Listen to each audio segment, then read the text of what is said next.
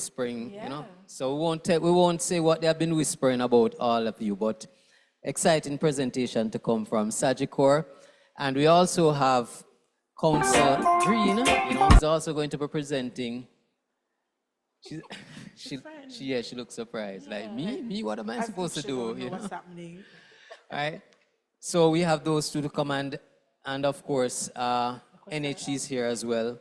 So we are coming down nicely. We shouldn't be here for much longer, but we know that what is left to come will be just as valuable as what has gone before. So at this time, we're all filled. I hope niggeritis don't take over. Don't want to see anybody sleeping. If we have volleyball land outside, they can just take a run and come back in. Yeah. Don't fall asleep. All right. So, with no further ado, we're gonna get right into it. I would really, really, really appreciate it if I don't see myself every time I turn on. It's not a pleasant look. So no, speak for yourself. From me, it's not a pleasant look. So if our tech team could not scare me every time I look around, I'd appreciate that. But we can block him out. No, just don't look up there. That's right. I will look up there. It's right here too. Oh, right. Yes. So without any further ado, we're going to be having our whispering friends here from Sagicor coming with their exciting presentation. So could you give them a big hand? And possible banter.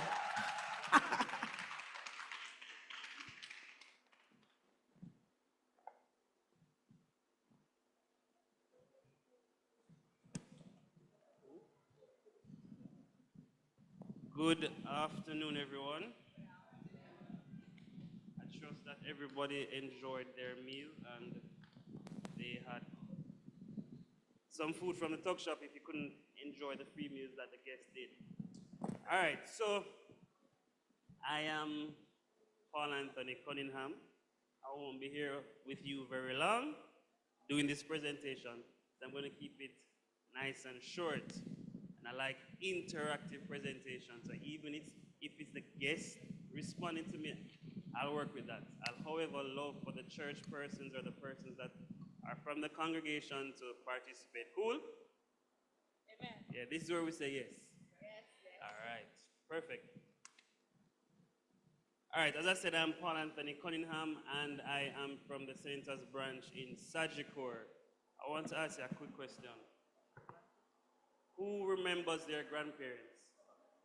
Who remembers their grandparents? Vaguely. Who remembers their great-grandparents? Who remembers their great-great-grandparents? I tend to ask this question a lot because we tend to remember people, persons, by what they have left for us. True or false? That is my tendency. Cool?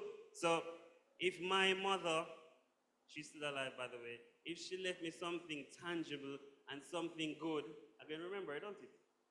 20 years from now, 30 years from now, however long. And because I'm in the church, I must have this quote. Proverbs chapter 13, verses 22. A good man or woman leaves an inheritance to his children's children. Let me go again. Proverbs 13, chapter 22. A good man leaves an inheritance to his children's children. A show of hands, how many of us have children? A show of hands, how many of us want to have children who don't have yet? All right, cool. What is the quickest way in which you build an estate? Somebody says not have children. So what is the, no, so let me ask somebody who I know probably knows the answer to this. Somebody from over Sagicor, what is the quickest way to build an estate? Life insurance is the quickest way to build an estate. Unfortunately, we cannot save our way into the amount of money we can get from life insurance for a minuscule amount. And that is a fact. I can pay, if I'm a young person, I'm 25, I can pay $3,000 and get possibly $10 million in insurance. When I die, if I'm a nice, fit, healthy person, I pay 1 month's premium, something happened to me in election, boom, drop down, my beneficiaries, yeah, God forbid, of course, yeah, not saying green or orange, yeah. So God forbid something happens to me, that's $10 million right there and then to my beneficiaries. So now, this whole forum is about estate planning. And as I said, life insurance is the quickest way to create an estate. So what is the excuse that we are using why we don't have life insurance for those who don't have it? And for those who have it, please to ensure it's up to date, because every year or every few months, your phone does something. What does your phone do every couple months? It what? It updates. So why do we feel like the life insurance we got 10 years ago is still of value now? So we need to speak to our advisors, whether they remember you. Well, more than likely they remember you. I'm joking. So speak to the advisors. You can have a conversation with them yearly just to say, okay, just a check-in, what is happening? Is the policy still valid? Because a lot of us, $10 million now is not going to be the same $10 million 5 years from now. True or false? How much for bread now? $600. How much was bread a couple years ago? Better yet, better yet, better yet. When's the last time you buy a bag juice? $60. Okay, and when I was going to school, it was about $7. Yes, bag juice is now $60. Exactly. So you can see. No, and it's not even the expensive one. The very basic Sosa syrup, $60 for bag juice. But the point I'm trying to make is that things change over time and things are devalued. And the more we think we have over time is actually the opposite. So if something happens and if the worst happens, what are we leaving back to our children or our children's children?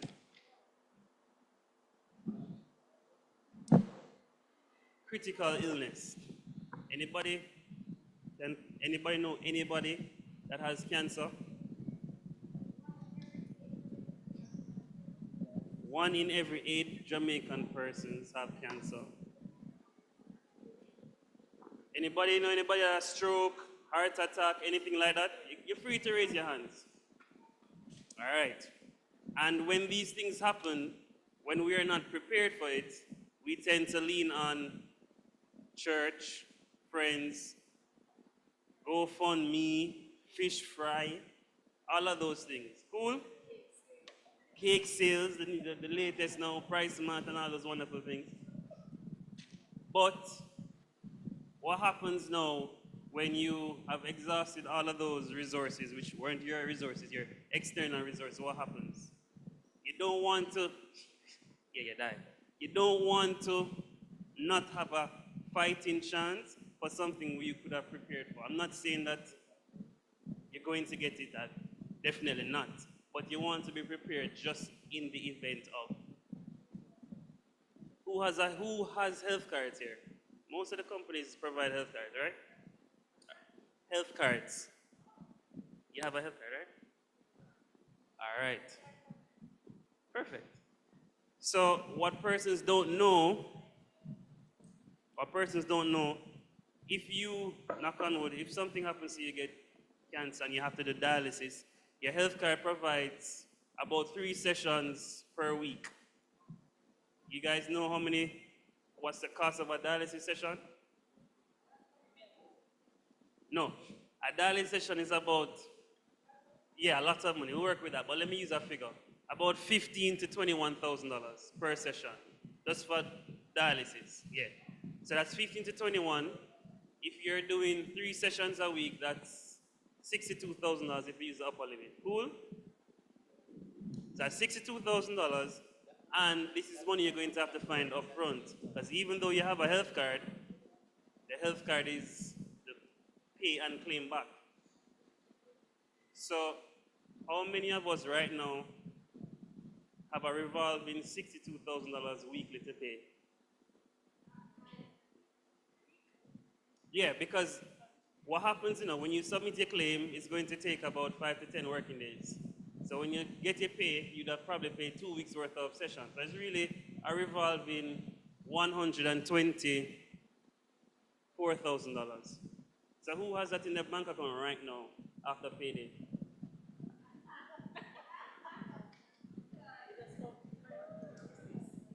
All right, so what I'm saying is the health card, even though it is good, it's not enough.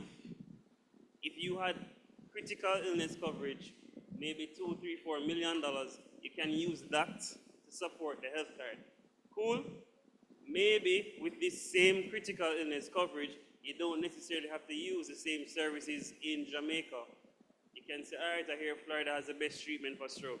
Florida has the best, whatever it is. You know how Jamaicans stay and feel everything is better overseas.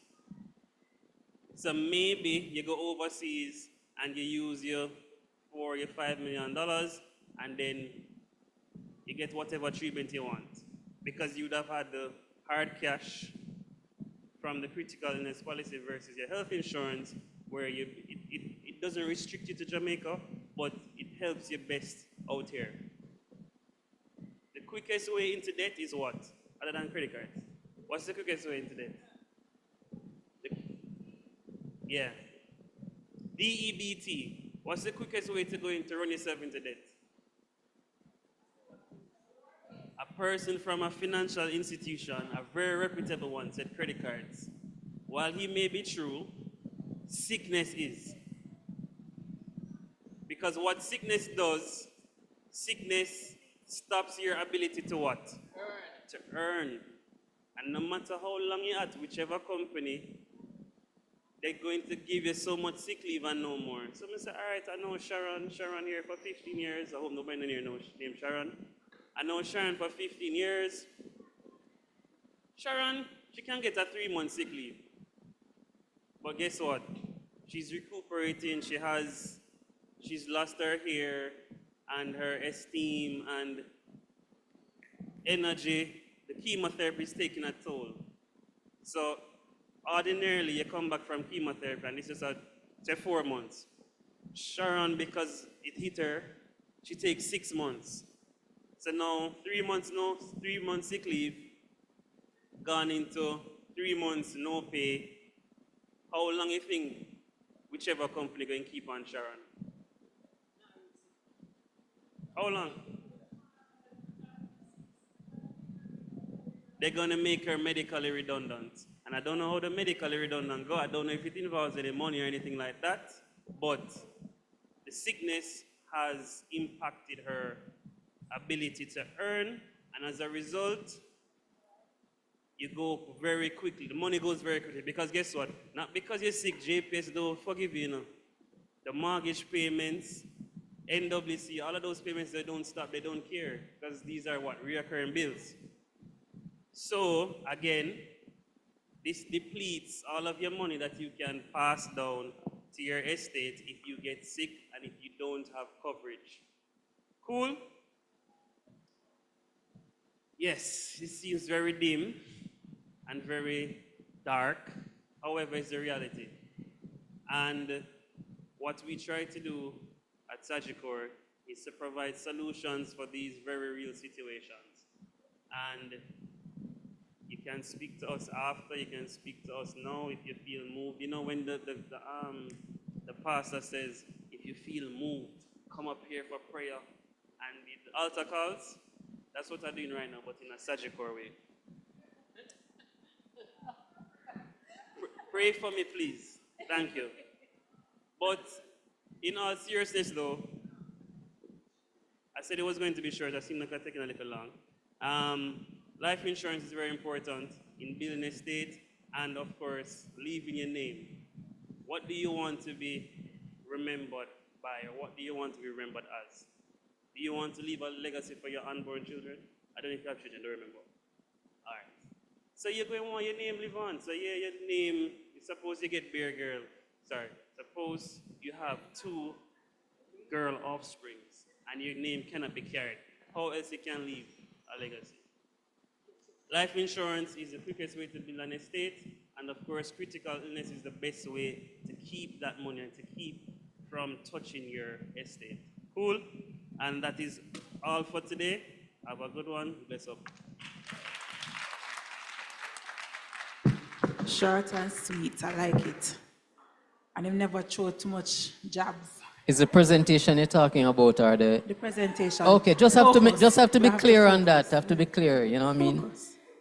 You made a declaration this morning to tell everybody that you're still available, you know? So when you say I didn't short want and them- sweet, I wanted to make sure that we're all on the same page when you said that, Then you know? it would have been tall and sweet. All right, so they were listening to us. Yeah, Them just get it. Oh, they Some- just got yeah, it. them Okay, just all get right. it. So that was Sagicor, and that was a good presentation. He said dark and dim, but there was actually some spur moments there, you know.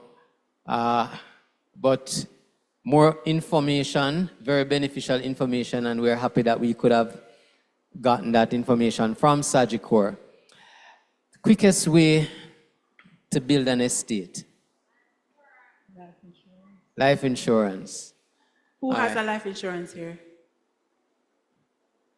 Quite a few hands going up. So there's a lot of estates here. So these are the people I need to talk to concerning their wills to make sure that I'm on it.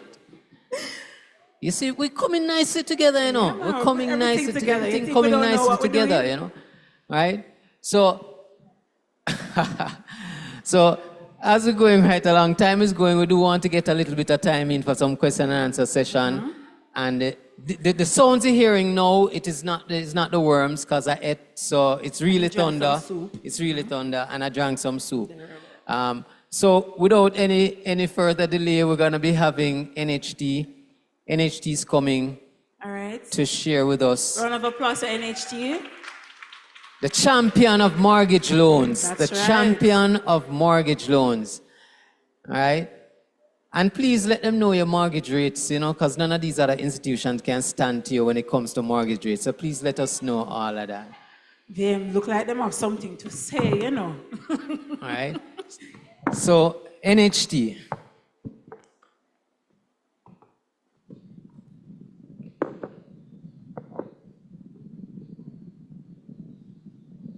Good afternoon, everybody. For those who don't know me, my name is Jody Ann Anderson Holness, a member of this church and also the representative for NHG, along with Keno Holness, who is on the outside, who is my husband. We both work at the NHG. All right, so I didn't prepare a presentation. I was just planning to talk off the top of my head, but you are free to ask questions as we go along. Interjection, there is a question and answer session immediately afterwards. Yeah, but NHG questions sometimes get overwhelming, so they can ask when they go along. Or they can write it down. Yes. So I work in customer care at the National Housing Trust. I'm a complaints resolution officer, and there are many ways you can contact us. You can go on our website. Brother Andre, can you put our website up, please? It's nht.gov.jm. You can talk to us via telephone, live chat, email, or you can come in. All right, so the NHG has many products and services that we offer to our contributors. In order to benefit, you must first be a contributor. So if you are working with an institution that deducts your taxes for you, then you should notice that a 2% comes out every month for NHG. After 1 year of paying contributions, you become eligible for a loan. And NHG is not just limited to persons who reside in Jamaica. If you have somebody who lives overseas, they can also contribute and benefit from an NHG loan. So to become eligible, as I said, you must first contribute for a year. You must be between the ages of 18 and 65, which has been extended up to 70 for some persons who may want to contribute beyond retirement. And you must be currently contributing. So if you contributed 5 years ago and come to us now, you cannot get a loan. You have to resume contributing in order to be eligible for a loan. All right, so we offer different types of loans. You can get a loan to buy a house, buy land, repair a house, or so it's to build, to buy, or to repair. So buy land, house, or build a house from scratch on your own land, or to build on the land you've purchased, as well as to repair whatever you had before. Our interest rates start at 0% to a maximum of 5%. And it all depends on the income band that you are in. So for those who are at 0%, it will be persons who earn the minimum wage. One second.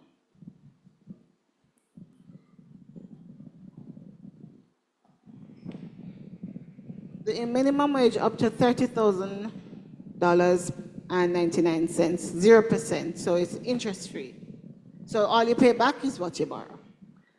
Those who earn $30,001 up to $42,099 per week get 2%. For those between $42,000 and $1 and $100,099, it's 4%. This is Kina Holness, the other NHG representative. He is a social development officer, so for cases beyond the norm, anything outside of what the policy says, you can talk to him, he can assist you. All right, and if you earn over $100,000 per week, $101,000 per week is 5%. As all the other institutions mentioned before, we do partner with other financial institutions for persons who earn over $30,000.99 per week to get a loan. So you get the loan accessing your NHG portion under the NHG terms, as well as the other institutions portion to assist in home ownership. All right, so for the loan limits, it gets a little colorful at that point because it's no longer one set amount. It's varying based on your situation. So for a regular loan, for a purchase on the open market, which is a house, if you just go out and you see a house, that is called the open market. One person can get $9 million. 2 persons can get 17, I think NCB mentioned it, and 3 persons together who are related under kinship ties can get $23 million. If you're purchasing a lot, it's 1 person get $5 million, 2 applicants get $7 million, and 3 applicants get $10.5. And then you can get the difference to build up to the respective limits based on the situation. For home improvement, we offer a loan of $5 million per person, and 2 persons can combine for $10 million. And that is for those who have a house already and never access their NHG benefit. If you already got a house through the NHG, you can still get a home improvement loan after 7 years, and it is also $5 million. We also offer smart energy loans, so you can get to put up your solar system and reduce your JPS bills, and that's a maximum of 2.5 for 1 individual, and for 2 persons, it's $5 million. And for those who are retired, we offer solar energy grants. Like Minister Simon can get a grant, to put a solar system on her property. And we offer that on an application basis.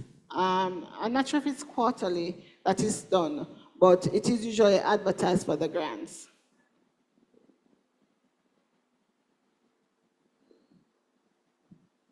All right, for deposit, for persons who may not have saved enough for your deposit, we offer a facility called the CRTD, which is the contribution refunds towards deposit. So whatever it is that you have contributed to the NHG and it's not yet due to be refunded, you can access it ahead of time to assist towards the deposit. So it pays back itself. Whenever it becomes due for a refund, then it pays the loan. So you don't have to pay back that amount. Your refund's paid back. And there's also an option for microfinance loan, which is offered through partnering institutions where persons can access up to 1.9 million, I think it is, towards things like surveyor's report, evaluation report, deposit, and if you are building to mark out the foundation and so on, and the CRTD can be used for those purposes as well. All right, concerning estate planning. For NHG, we do not allow persons to put children on their titles. So if you are putting someone on your title, the person must be 18 years and older. If it is that you want to plan for the future, we encourage persons to do a will. That's the best way, so that, God forbid, you should pass on, then there's some instruction as to how your estate should be allocated. If persons die without a will, then they would have to go through the courts to determine ownership of the property. All right, so I'm gonna use an example. Kina and I are married, and if we own a property together as joint tenants, and we are both mortgagors, God forbid I should pass on, he should automatically become the owner because we are under joint tenants. If it is that we were tenants in common, then I would own a portion and he would own a portion. So if I die, my portion would be left up to the state to determine who should be the owners after I have passed. So in a case where persons who are mortgagors, they have passed on and their children, then the Administrator General becomes the spokesperson for those children. If they're adults, then they would have to go through the courts where letters of administration would have to be received in order to determine the ownership of the property. And then the other colorful part about NHG is we offer contribution refunds. So once you continue to pay into the NHG, each year of contribution becomes due for refund after the 8th year of contributing. So in 2025, we're refunding contributions for 2017. And the contributions are held for 8 years, and each year, for 7 years, sorry, and refundable in the 8th year, each year is 2% interest that's added to it. So you don't just get back the contribution, you get it back with interest. And I think that's basically a roundup of NHG in a summary. Any questions? Thank you so much, NHT, Ms. I have a Jodian. question. You know, We would We might have like to meet you. the structure to continue. Yes. So there'll be you'll be sitting up here, man. It's You'll gonna get be that a question. panel. Right. It's gonna Yes. be Oh, have mercy. Can I So- ask this one question? No. Thank you. there, I'm certain there's going to be a whole lot more. Oh, for- I'm sorry, one whole more lot thing. more. I have some brochures and pamphlets, and for those who want to know how much you're eligible for, you can visit our website, create a profile on NHG Online, and you will be able to access your eligibility. And you can also share it with the banks through that platform if it is that you're ready to access a loan. And I have some little cards that can just give you guides onto home ownership, the different steps. So you can see me afterwards. Thank you. Thank you so much for your obedience. once again. And so we are closing just one presentation before we get to the question and answer session, and then we get out of here. So at this time, we're going to be having attorney Shamika Green. She's going to be coming and she's going to be presenting on gifts and transfers during life, among other things. So, Ms. Shamika Green, could you make her welcome. feel welcome to the podium?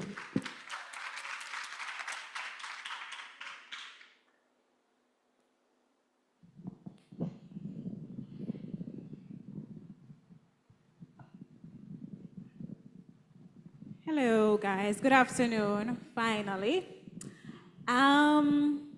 I must say that God has given me a lot of things, and one of those things is not average height. So I will not be standing behind the podium because I'm actually very short.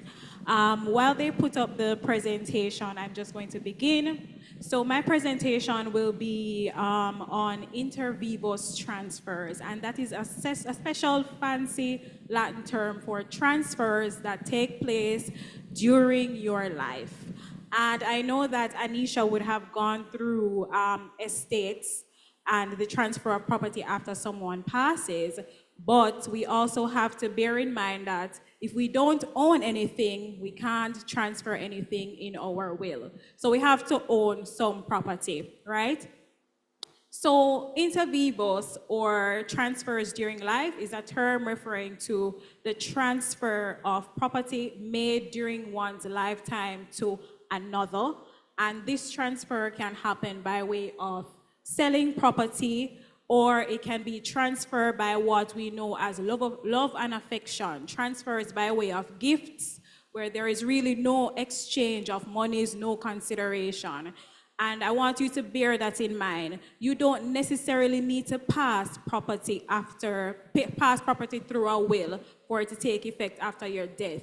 If it is that you want to transfer to a child, if you know, for instance, a circumstance where you only have a child and you know that chances are this is the only person I want to inherit this property, you can actually do this transfer while you are living, right?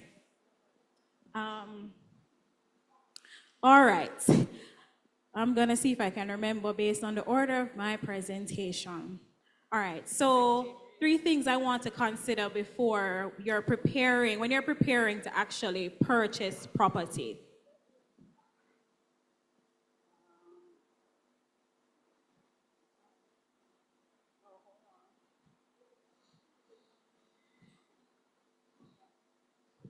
All right.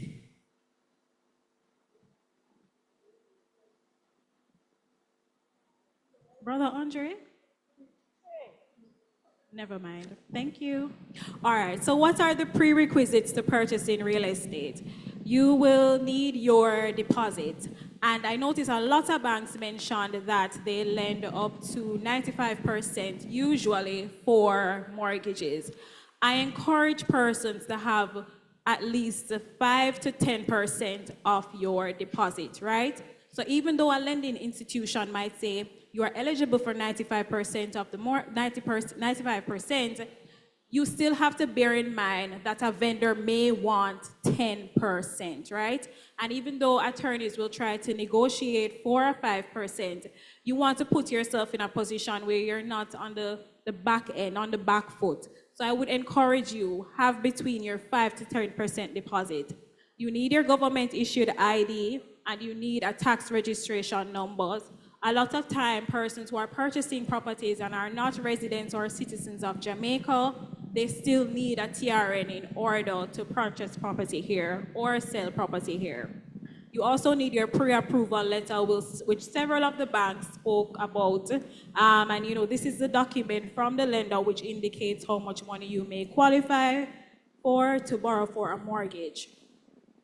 Something that is not on the presentation that I want to encourage you guys, and a lot of persons will say they're not gonna hire an attorney to assist them with the purchasing of a property, but there are 4 key things that I actually want to address. It is important that you get the services of an attorney.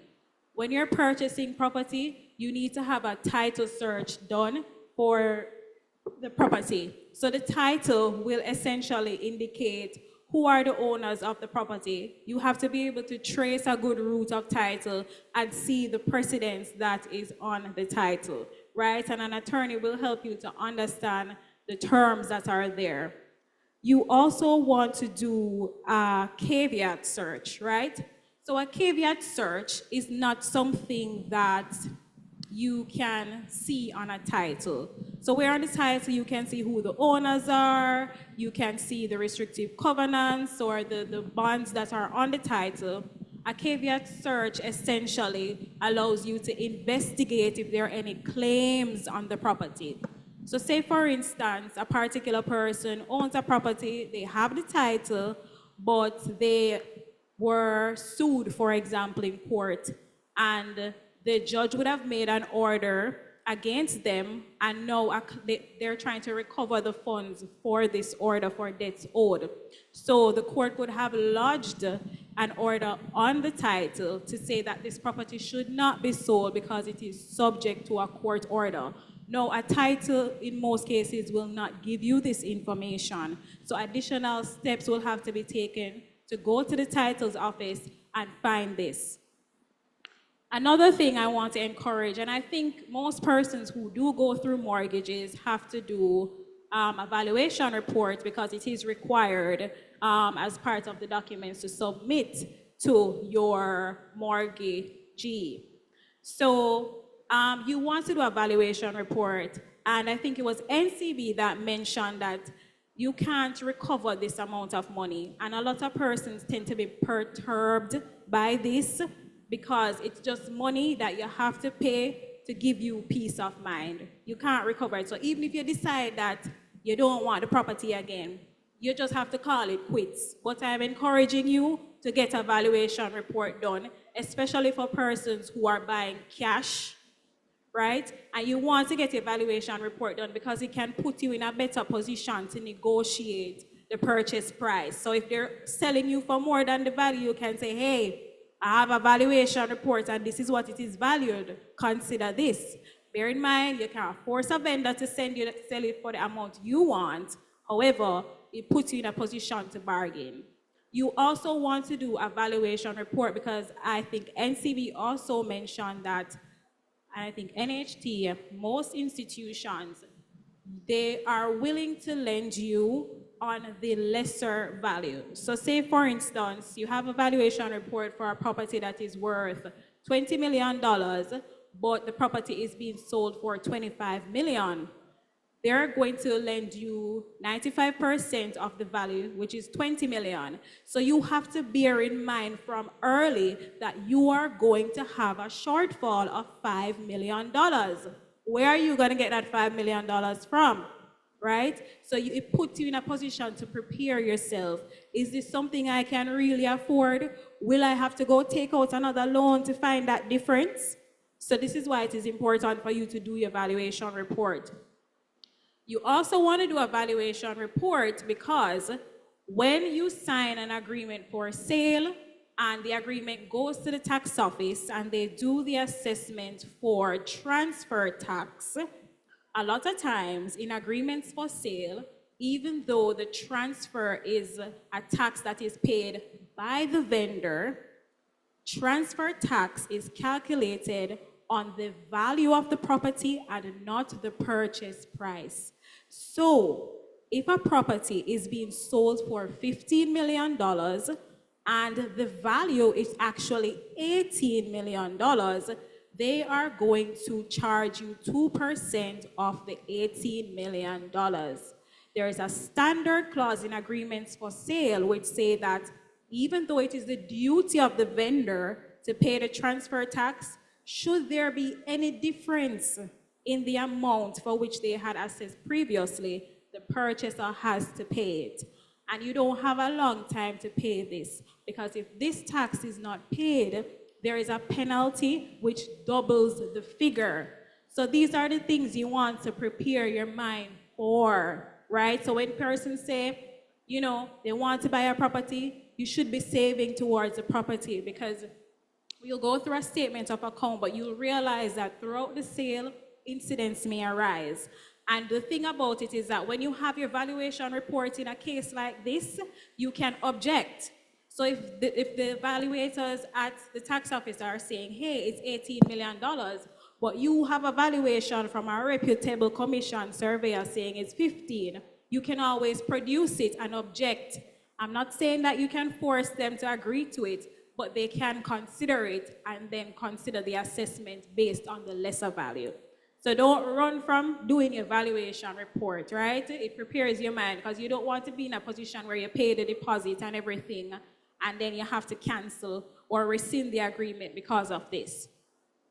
So you also want to do your surveyor's ID report, right? And this is very, very important. You want to be able to have a documentation as to the correct boundaries of the property, ensure that there are no breaches or encroachments. You want to ensure that if the title says that you're not supposed to construct anything less than 5 feet from the roadway, that the vendor did not do that to the property, right? And bear in mind, a bank is not going to want to lend you money if the property if it doesn't have a good title. So if there's any defect on the title, it's going to be much more difficult for you to secure a mortgage. And something else I want to add is, which is pretty obvious, but please go and look at the property. Go and check that the property actually exists. Don't take it for granted that the property exists. Go and look at it. Go and look at the affairs of the property. If you know you're supposed to get a property that is vacant, meaning nobody lives there, but you drive past and you see clothes on the line on a Saturday, and you see vehicles park up there at evening time, go and look at the property. And if you have relatives overseas that are interested, let them come and look at the property. Or, I don't even want to say this, but if you have a family member that you can trust, let them go and look at the property. There is a maxim in law called let the buyer beware. You should go and inspect it, look at it, look if it's in any state of disrepair, all of these things, right?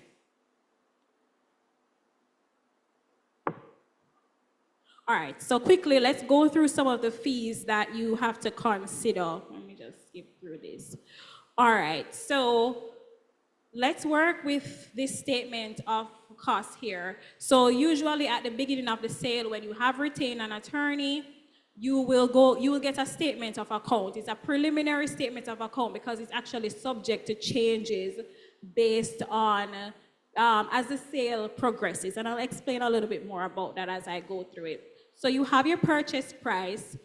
You want to ensure that you have your deposit, because once you sign the agreement, the deposit becomes due, right? So you have to pay the deposit with the agreement, because the deposit is what you have to show good faith that you're interested in purchasing the property. This is actually a 10% deposit. Another fee that is due is half registration fee. Your registration fee is due towards the end of the sale upon the transfer instrument being submitted to the titles office. Registration fee is actually 0.5%, and this is a shared fee, and it is shared equally between the vendor and the purchaser. You have your half stamp duty, which is $5,000. That is a fixed fee, and it's shared, so that's $2,500 between both parties, the vendor and the attorney. You have your half cost of letters of possession. Your letters of possessions are your letters that have to do with that you write to the utility companies to say that you're instructing them that you just purchased this property and you're changing the meters into your name, and one is also submitted to titles office to change a tax roll into your name, right? And then you also have miscellaneous fees. And I think this one actually has an expedition fee for transfer, but that is subjective. You don't have to pay that. That is if you want to speed up the transfer taking place, right? You will note that the purchaser's statement will not have a transfer tax fee, because that is a fee for the vendor that is usually paid out of the deposit. So, the agreement for sale is a legal contract between the vendor and the purchaser, and it outlines the terms and conditions of the property transaction. So in order for the vendor to sell the property, he or she must prove ownership, and the vendor should have title of the property. So one important clause that I want to draw your attention to is actually a forfeiture clause in an agreement. And rarely do you find an agreement for sale that does not have a forfeiture clause. So a lot of the institutions earlier had spoken about what is known as a letter of undertaking. So usually the duration of a sale is anywhere between 90 to 120 days. So within halfway of the sale, usually the financial institution should provide a letter of undertaking on the basis that you have provided them with all the documents that they requested and you have paid the requisite fees. So that is the thing. Whenever you're doing a sale, once you get a signed agreement by an attorney, time starts running and you need to run with it, right? Because if it is that by the 60th day, the vendor's attorney does not get the letter of undertaking, what will happen is that you risk the chance of forfeiting a portion of your deposit, right? And you don't want that to happen because on that basis, the vendor also can have the grounds to rescind the agreement. So nobody wants to not end up with a property because you failed to meet a deadline that was stipulated in the agreement for sale. And you don't want to lose money because of that as well.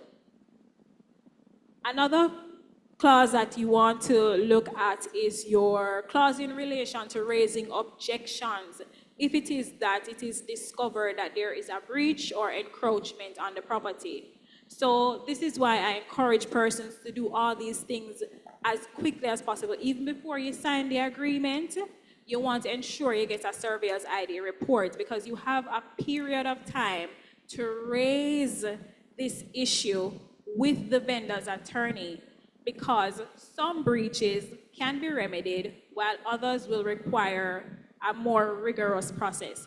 So say for instance, you have a land that you're selling and there is a barbed wire fence, and when the surveyor went there, he noticed that it is actually breaching the boundary. The vendor can simply go uproot that barbed wire fence and all is well.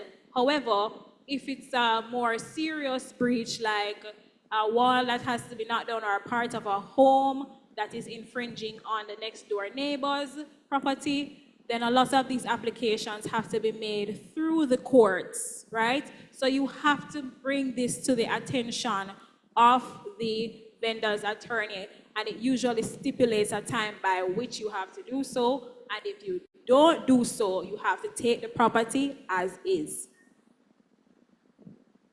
All right, so something I wanted to touch on that quite a few persons did, so I won't spend too long, is the types of tenancies, right?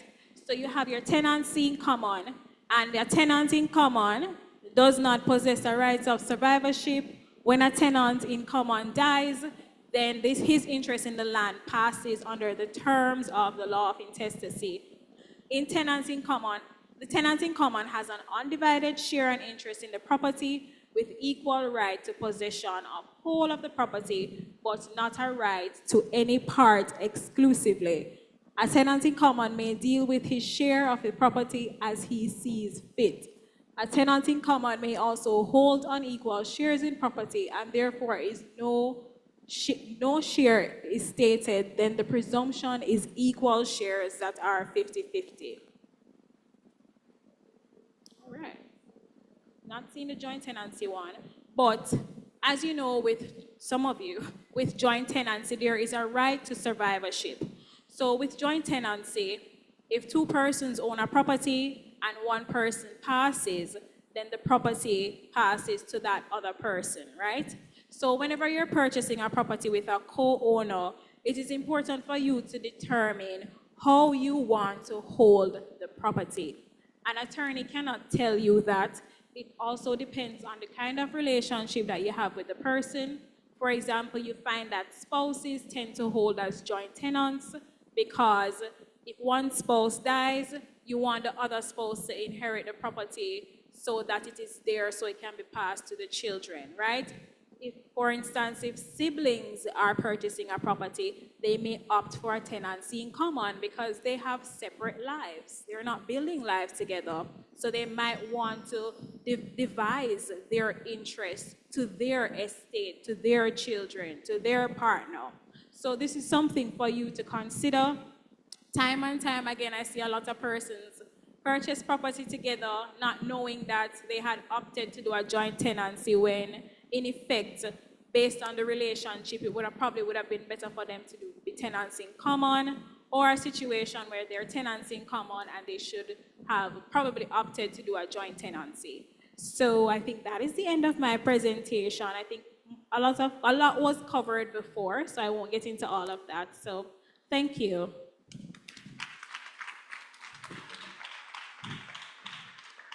Thank you, thank you, thank you, Ms. Green. Very informative presentation, and she gave a whole lot of information, And so we are bursting at the seams with information today. Coming from all the institutions, we are bursting at the seams. And now, as quickly as possible, we're inviting the representatives from the different institutions to come and have a seat at the chairs that have been provided for you so that some questions can be asked of you. I see NHT already making their way up here. They seem to know And that they'll be... drinking some water, because I know some questions are coming for them. We see Scotia deliberating in terms of who will take the hot seat. Same over here at Sagicor. They're not entirely sure who's going to go. All right. So Scotia come in. All righty. Attorneys. Yes. Make your way up. Make your way up. All right. So a mic is provided in the center. So we encourage persons to move closer if you have a question. If you have a general question, when we're finished with the general question and answer, and then we'll go to the booth so you can ask those private questions. But for now, we open the floor to some questions. You can use the microphone right here. I will go first. Now, this is going to NCB and Scotia. Is VM up here? VM is right here. Oh, VM is right here? All right. What is the... I want to hear the difference in the mortgage rates that you offer. Scotia, NCB, I want to see what the options are in terms of affordability. I'm not going to ask NHT because they already spoke theirs in their presentation. But VM, Scotia, the mortgage rates that you offer. Start with NCB at my far right. Okay. Currently, our rates are 10.25 upwards. So it's based on a number of factors. It's based on your age to retirement and also what is called your risk rating. What is called what? Didn't hear that part. Your risk rating. Oh, okay. Yes. So it's a number of factors. So I can't tell you that you'll get 10.25 or you'll get 10.5 right off the bat. It's based on the assessment, it's based on your age, the tenure you're taking the loan for, and your risk rating. But it starts at 10, you said? 10.25. 10.25.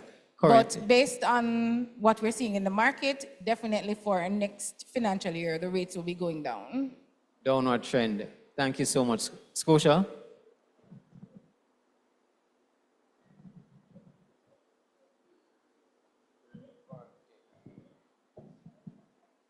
Hello?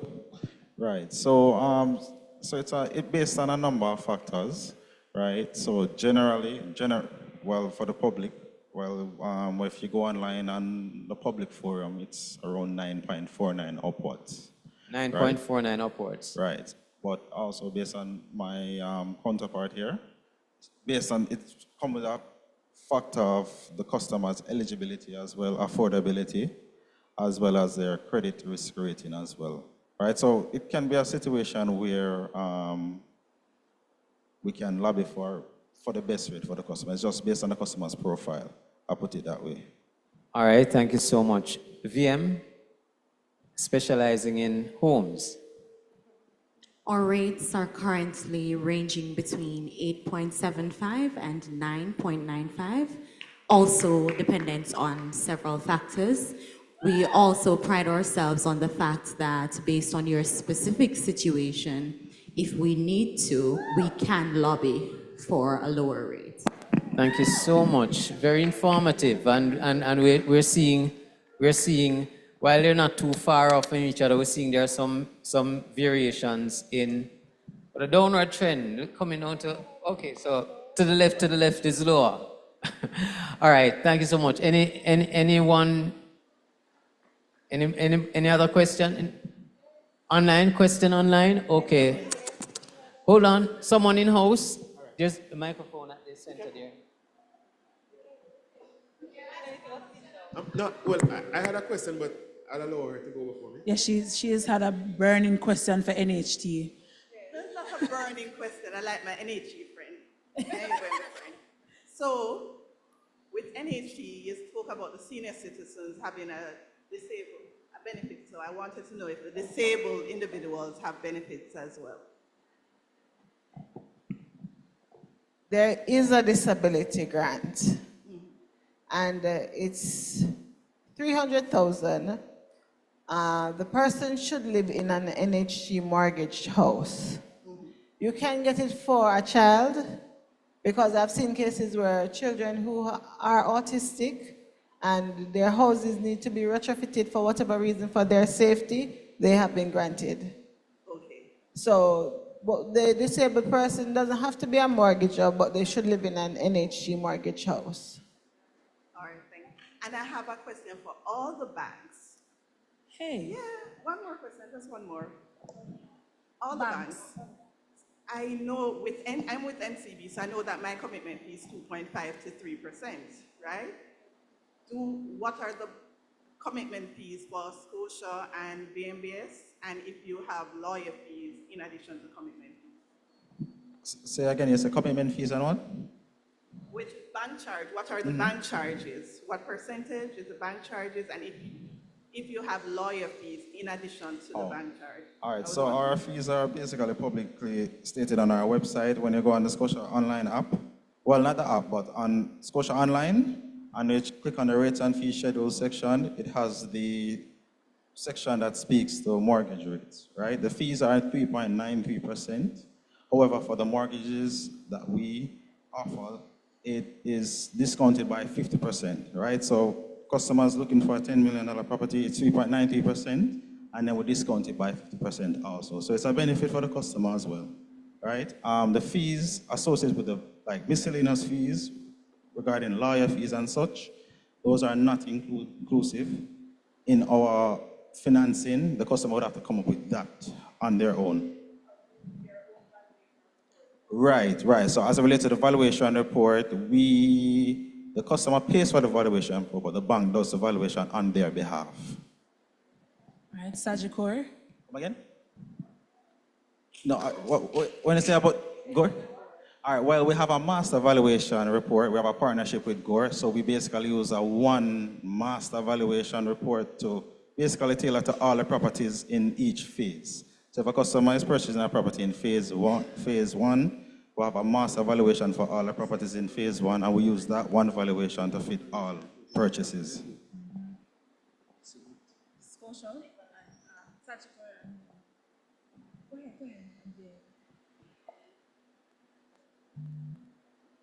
So our processing fee at last report was 2.5%. However, we are currently having a summer promotion on all of our loan facilities, and so we can negotiate that down to 1.5 to 1.85%, depending on the need. That does not include registration of the mortgage, because that's a cost that we have to pay to the attorneys. So you have to, one of my colleagues mentioned earlier, put some skin in the game. I'm lending you 97% at 8.75. I'm giving you 1.5% processing fee, so you can pay the attorney to register the mortgage. That is dependent on whether it is an internal registration or an external registration. The range can be anywhere between 1 and 2%.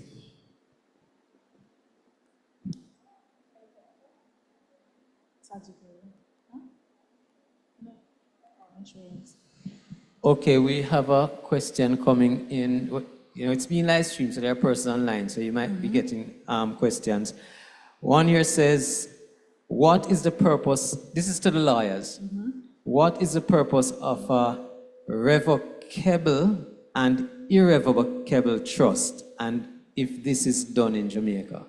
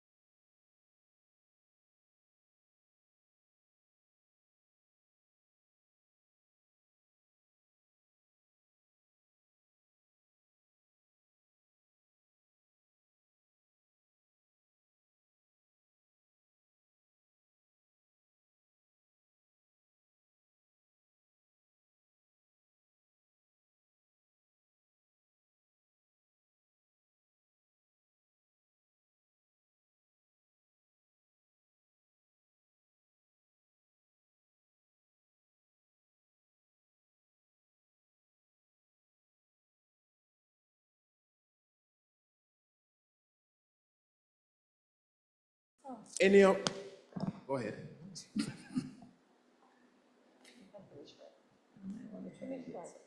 Okay, so any of the attorneys can answer this. As it relates to a caveat on a title, is there a lifespan on the caveat, and is there a way in which I can ask an attorney to find out what is the status of that?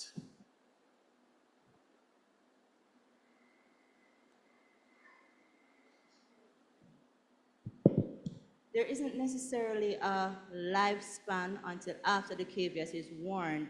So I don't remember the exact time frame offhand, but when a caveat is lodged on a title, it remains on the title until you can, one, warn the caveat, or you can have it removed by an attorney.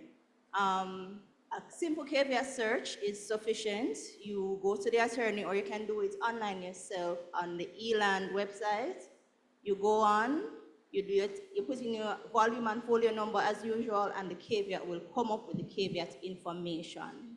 It will outline the reason why the caveat was lodged. If it was a matter of, let's say, like my colleague has said earlier, let's say it was a judgment against the estate why the caveat was lodged, that may be a little bit more technical to remove, but sometimes there are simple things, and I think it's what, $500? $500 to remove the caveat. Yes, so it's not a very complicated process as long as the caveat was not lodged for a complicated reason. So what if it's a complicated reason? What if it's a complicated reason? Okay. And it's the person who lodged the caveat that is able to remove it, or anyone?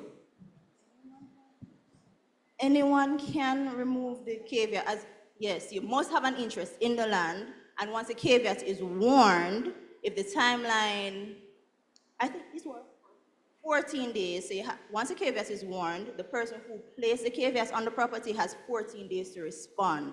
If they don't respond within those 14 days, the caveat lapses and it goes away. So when you say that it's warned, what do you mean?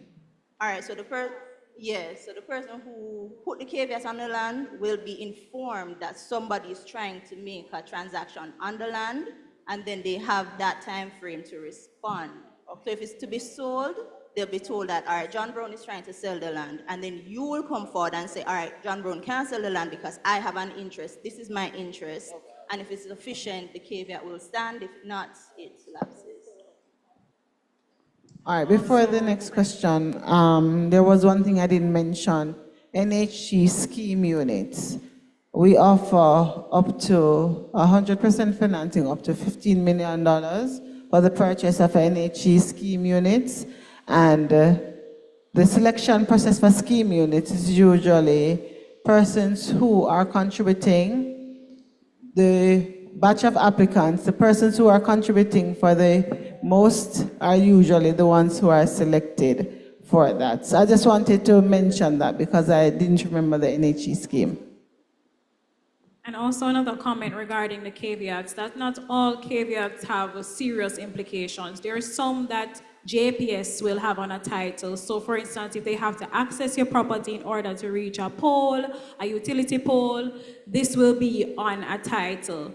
It does not restrict you from doing transactions with the title. It's just basically saying that there is a right for them to access and creates an easement on your property for them to do so. So not all caveats are complex. Some are really just for the benefit of the society. I don't know if I like that part that GPS have a right. Have a right. Them they play the closing cost. Them they play the closing cost for me. Them they help me with it. No, I don't think I like that. And anyway, you have a question? All right, go ahead, and we have a few questions here from the online viewership. But go ahead. Okay, so as it relates to a will, so there's a will form that you can purchase at the pharmacy. Let's say the person completes the will form. What I want to know, can joint accounts, how is that treated? Joint accounts, are you supposed to list accounts on it? And if the accounts are joint, how is that treated in terms of putting that in a will if it's a joint account? the person who, you said the person who witnesses the will cannot have an interest in it, but you're to name an executor. Can an executor have an interest in the will as well? And I have a question for NHT, which is as it relates to the CRTD facility. Sometimes because you have to, when you're signing a sale agreement, you have to pay your deposit quickly, as the attorney would have said. But when the customers, so maybe somebody borrows the money from a family, and then they want to now access their loan from NHT, the CRTD loan from NHT, and then when the customers go, the bank is not a part of that process, it's an NHT process. When the customer now goes for their interview to get their deposit back, essentially, because they've paid it already, even though they didn't pay it out of pocket, they're declined for that loan. Why is that the case? All right, so that process requires a special approval, and that's a case where we would ask a social development officer to visit with you, and depending on the documentation, if it is that you have an agreement with the individual that you got that loan from, that family member, and it can be verified, then we'll take it in consideration. But it is not set in stone as it relates to approving, because there is a process that is called bridge financing. And if you seek approval for bridge financing prior to receiving whatever monies from the trust, they give you that approval, then they will then recover the funds that you would have borrowed.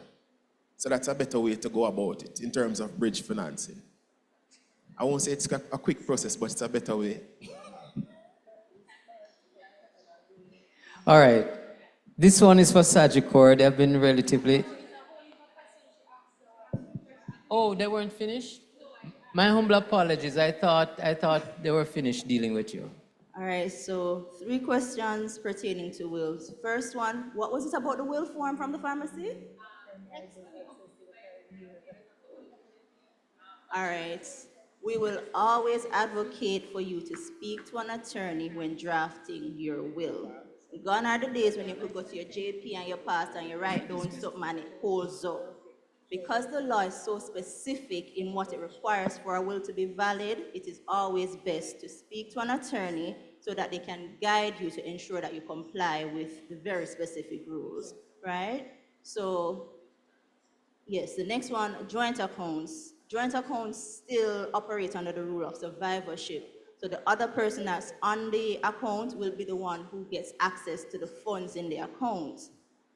I would say that you don't have to put it in the will, but as my colleague pointed out, there are times when the person who is on the joint account may not be aware. So when you list it in the will, they'll become aware. So you just put back their name in the will, right? And the third thing was, so that was it. Oh, the executor. Yes, an executor can benefit. The issue with the beneficiary witnessing the will is a matter of duress. You don't want them to say later on that you force them to give you that will, that gift, but the executor, yes, can benefit under the will.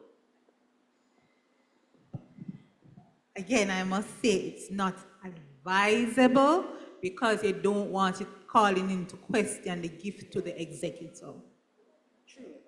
I'm not sure if it was mentioned when Anisha was presenting, but did you talk about NHT refunds in terms of Administrator General and so on?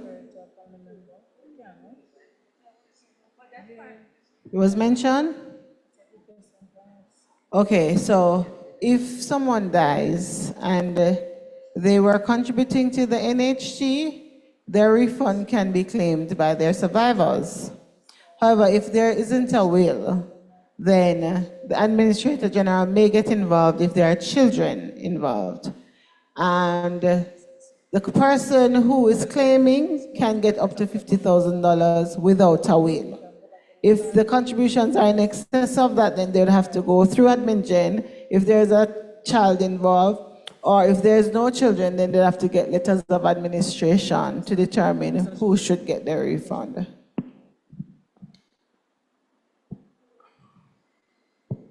So the NHT refunds is something that should be mentioned in a will then? It to say can who be. can be a beneficiary? It can be. Okay, okay. Whoa. Just just a point of general information again before we move on in terms of what can and cannot be included in the will. Life insurance policies. I heard you earlier saying, put me on the insurance, on the will, but you really need to be on the policy because the will does not supersede what is on the policy. So the beneficiaries that are named on the life insurance policy will be who gets the insurance policy, not what is in the will, as it pertains to policies.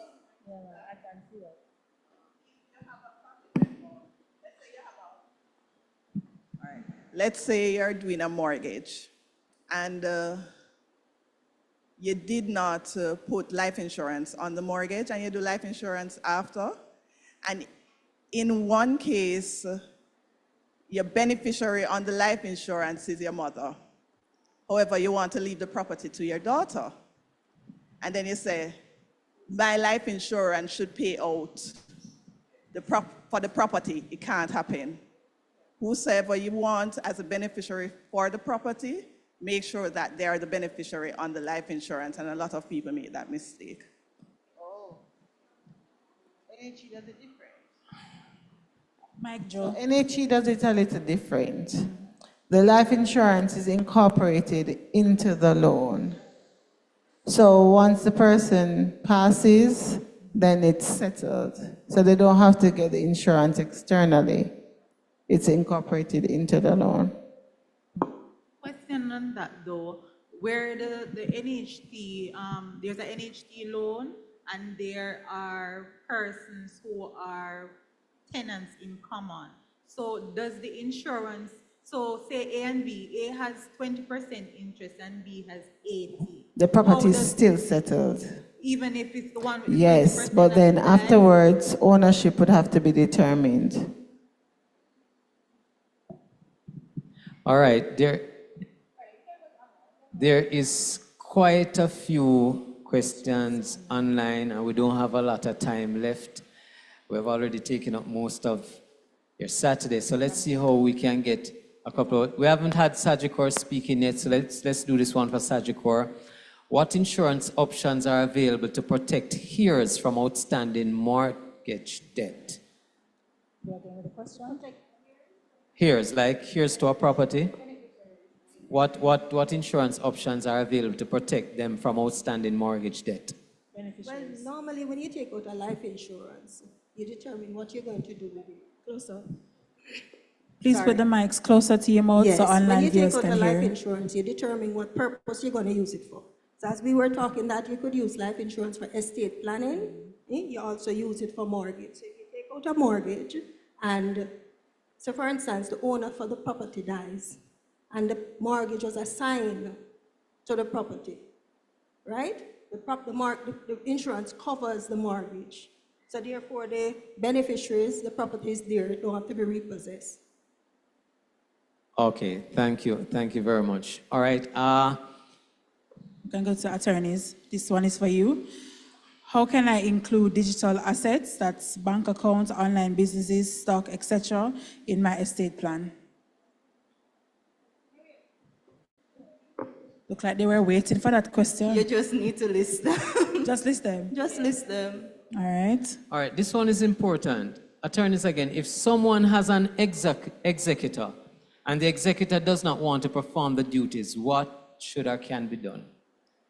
Well, they will do a renunciation. So basically apply to the court to say that I do not wish to act, and then either the court will ask somebody else who's willing to, or if it's a case where the court sees that there is no love, for argument's sake, within the family, then they can appoint the Administrator General's Department to act, because that's a power that the court has.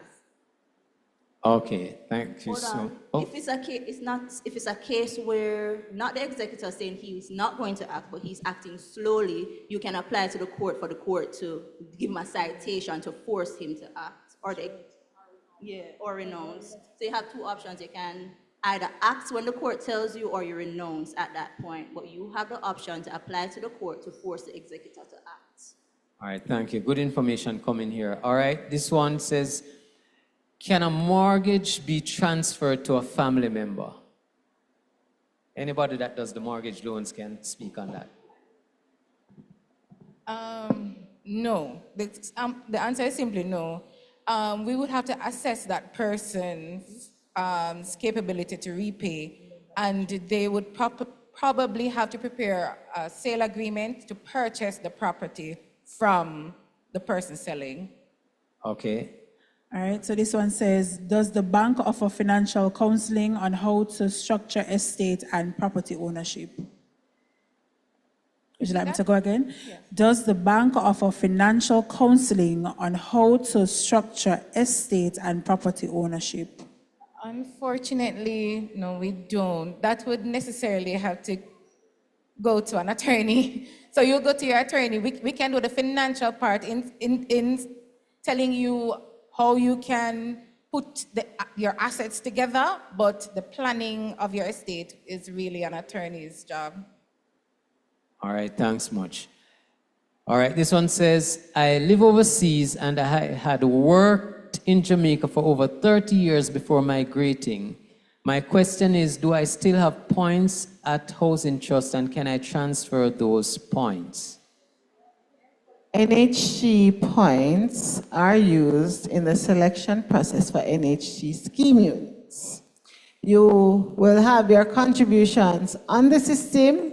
You can get a refund of the contributions if you so desire. If you don't desire it, then somebody else will claim it when you die. All right. That's cool. That's just blunt. Otherwise, if you want to use your NHG benefit, you'd have to become a voluntary contributor.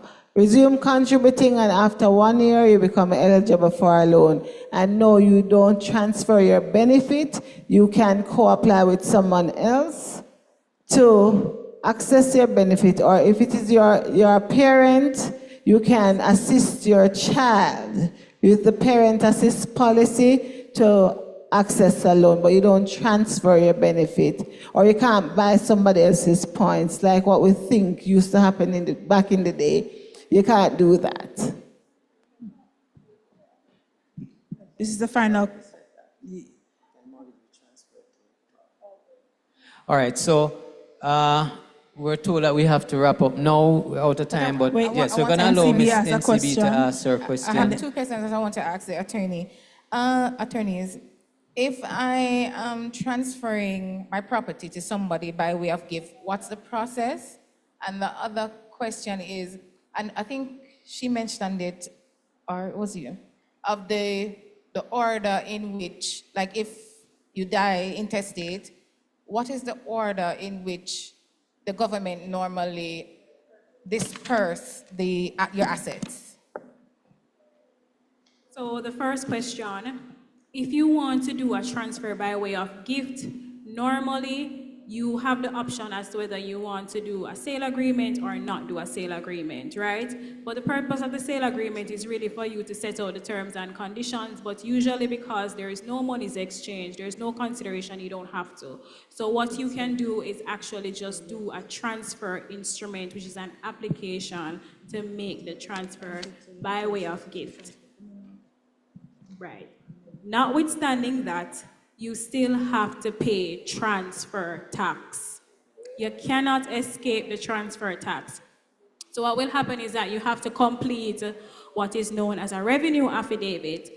If you were transferring the entire property, you would pay, so let me give you the situation, for example. If you want to do a transfer by way of gift where you're transferring, say, for yourself to a child, you will pay the 100% of the transfer, which is the 2%. But say, for instance, you alone own the property, but you want to transfer to your child while you keep a portion. So it would be, so instead of your name alone being on the title, it would be both your names. You are only going to transfer 50% of that 2%, because technically you're not giving away all of it. You're giving away 50% of it because you still remain on the title. So that is the only consideration to make it less, but you can't escape paying the transfer tax.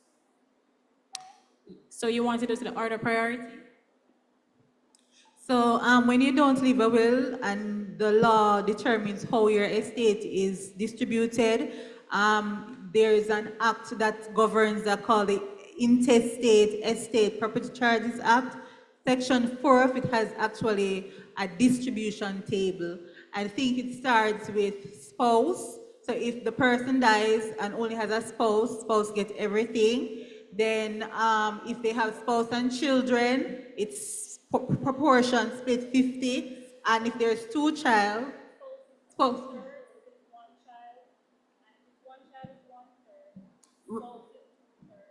Right, so I'm saying that I'm just explaining how the proportion goes. So how it goes is spouse and children, and there's a percentage as to who get what percentage based on what the act says. If there's just children, then it goes to the children. So that you just basically work according to the table. That's what the law has to follow. So just because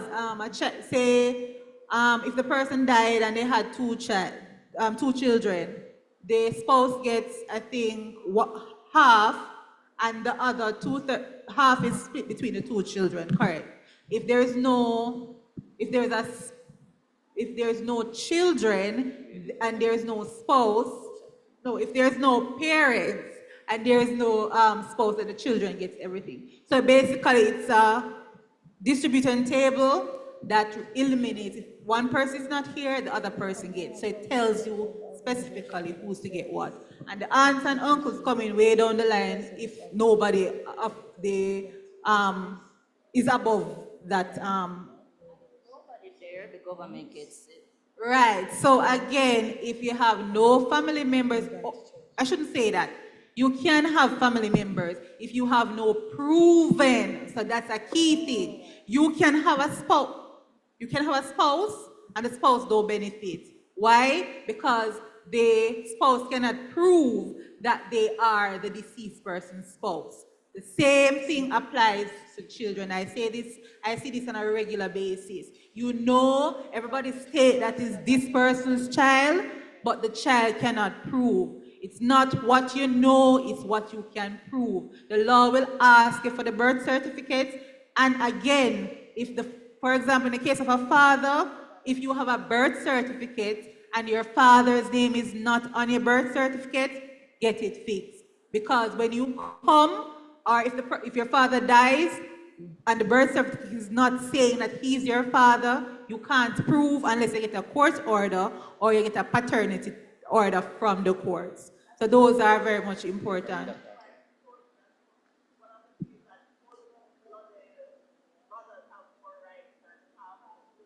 Yes, yes.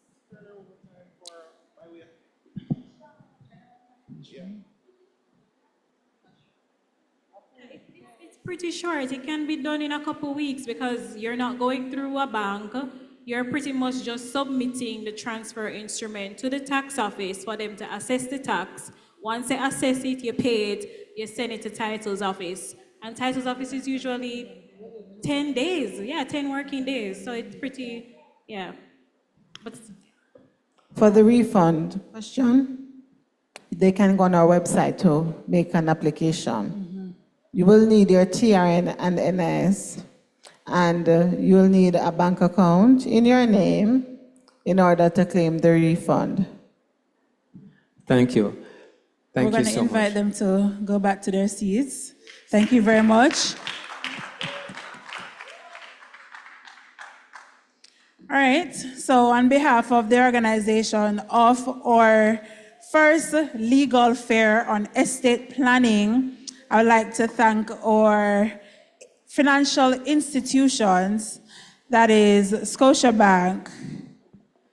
All right, when I call the names, just cheer them on, because they do hard work. Scotiabank, National Commercial Bank, Sagicor Life Insurance Company, Victoria Mutual Building Society. Heartfelt gratitude to everyone who presented. Presentations were well done, and we appreciate you coming here to do them. Have us think of the future, we can make better planning. All right, just to mention as well that Tashana Barrett, could you stand so that she is also an attorney, which you would have known she did not do a presentation before. She's a sole practitioner, so if anyone needs legal representation for any of these civil matters here, then she can be contacted. Also, Jody K, she was here earlier. She has left her business card. She also didn't make a presentation, so she can also be contacted if anyone needs representation for these civil matters.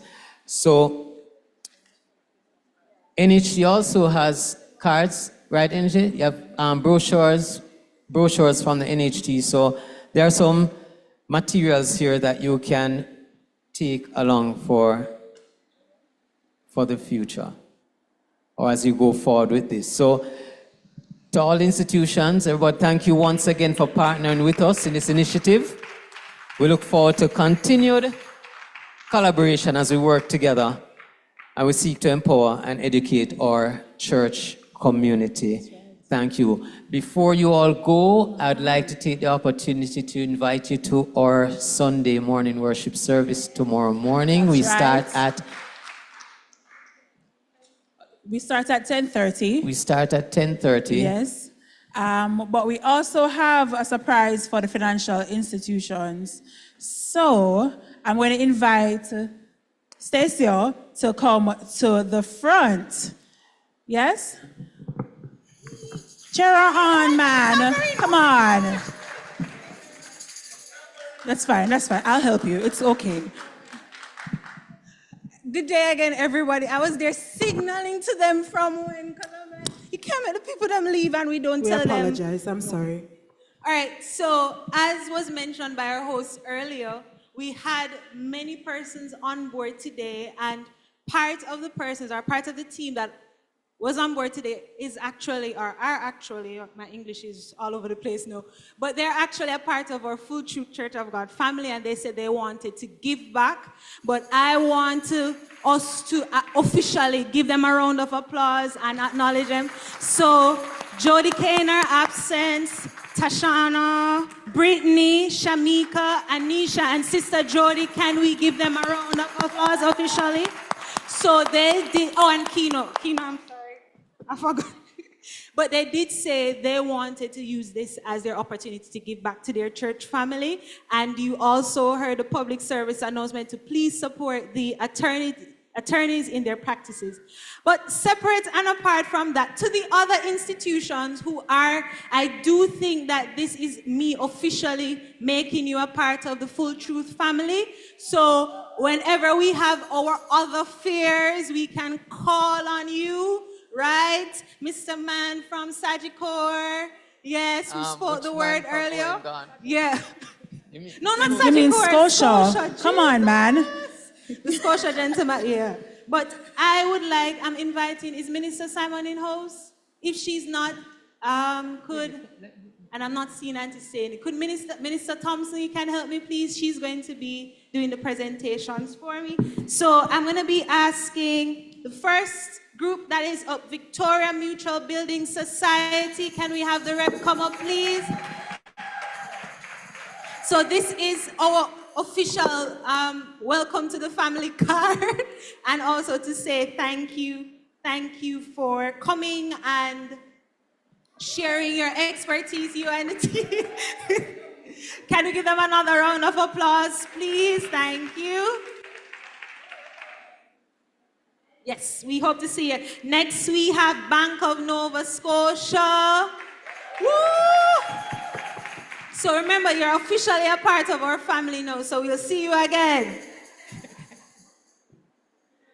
He's a part of the family too. Oh. All right, another round of applause for them. All right, now we have National Commercial Bank, NCB.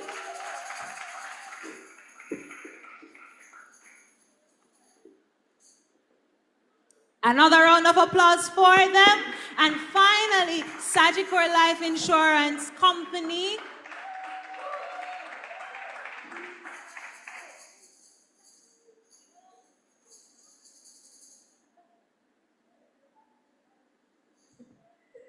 Another round of applause for them.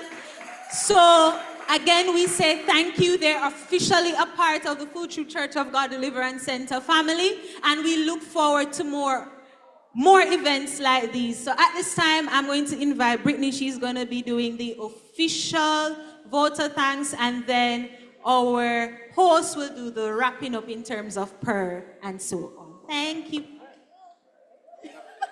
All righty, thank you so much. To God be the glory. We're at the end of the fair. Did you have a good time? All right, I'm actually very happy to hear that. God is good. It's such a privilege to have you here. I expressed this morning that, the fair is a long time coming.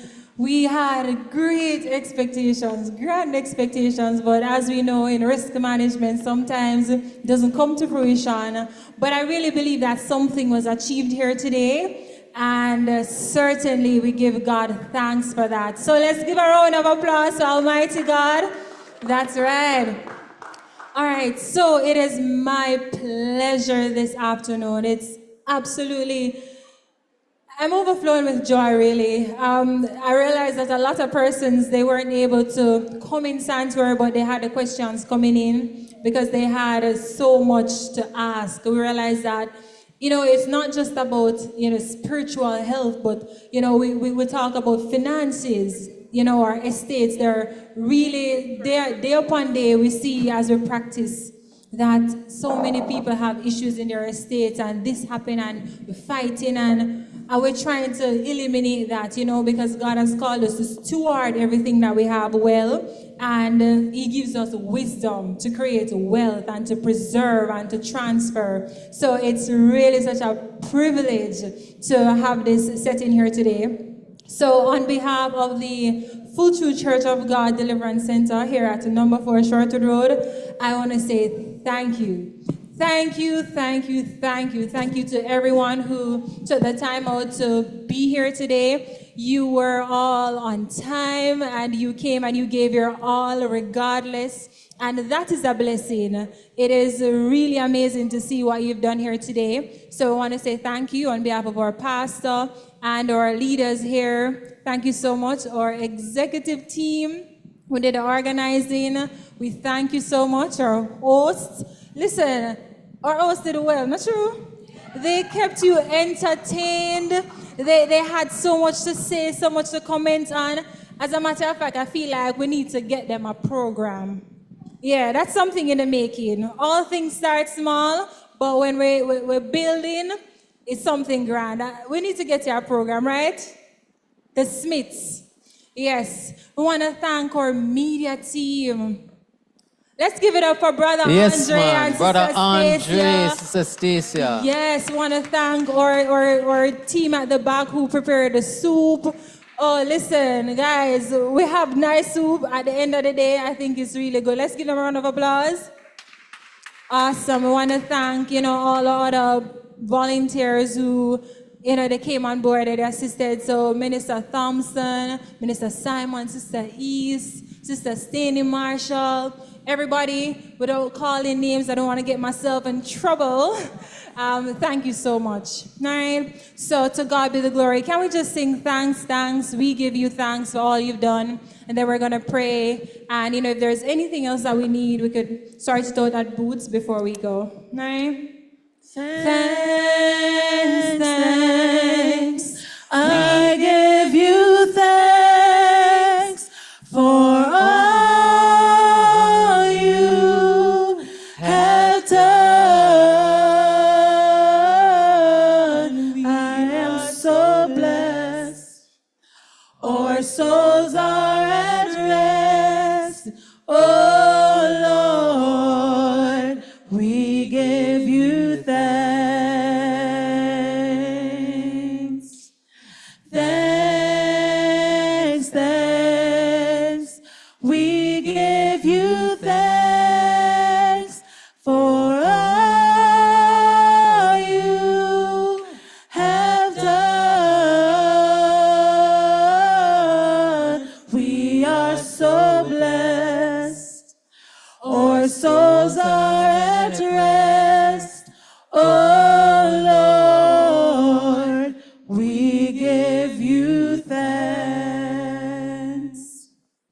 bless the Lord.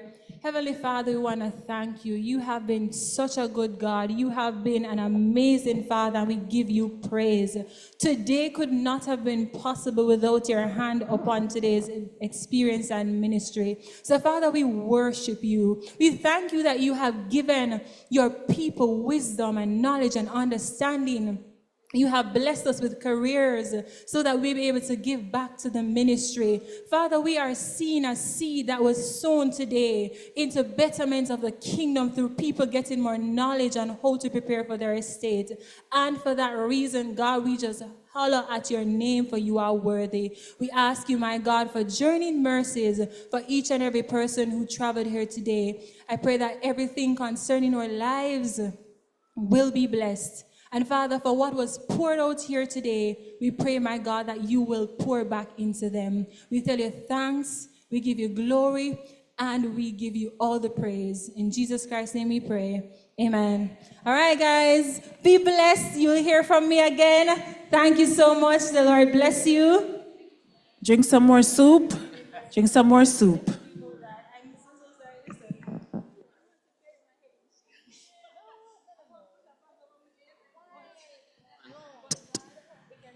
All right, for those online, we are out in 5, 4, 3, 2, 1. Good afternoon. God bless you all.